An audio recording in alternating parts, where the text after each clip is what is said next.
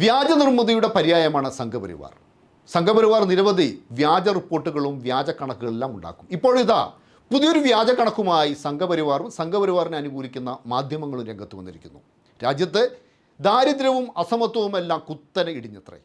കള്ളക്കണക്കിലൂടെ ഇല്ലാതാക്കാൻ പറ്റുന്ന ഒന്നല്ല ദാരിദ്ര്യം.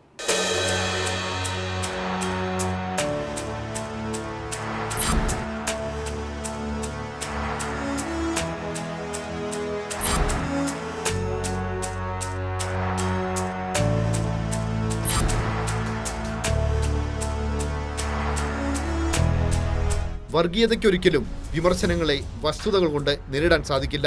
വ്യാജ നിർമ്മിതിയാണ് വർഗീയതയുടെ ഏറ്റവും ശക്തമായ പ്രതിരോധം. രാജ്യത്തെ അതിദരിദ്രരുടെ എണ്ണം 4.9% കുറഞ്ഞു എന്നതാണ് സംഘപരിവാറിന്റെ പുതിയ പ്രചാരണം.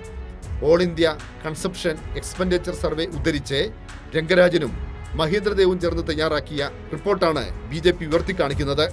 എന്താണ് അതിദാരിദ്ര്യം? രംഗരാജും മഹേന്ദ്രദേവും ചേർന്ന് തയ്യാറാക്കിയ റിപ്പോർട്ടിന്റെ അവലംബം നോക്കാം.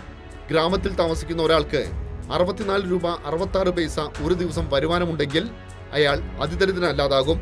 ഈ തുകയ്ക്ക് ഒരു ഗ്രാമീണന് 3 നേരം ഭക്ഷണം കഴിക്കണം.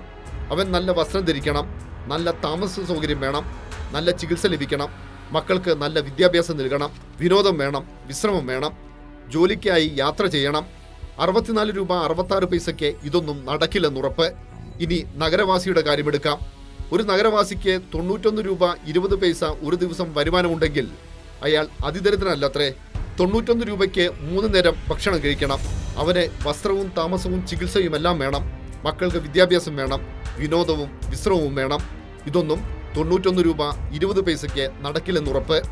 മോദി ഭരണത്തിന് കീഴിൽ പട്ടിണിയും ദാരിദ്ര്യവും കുറഞ്ഞെന്ന് കാണിക്കണം.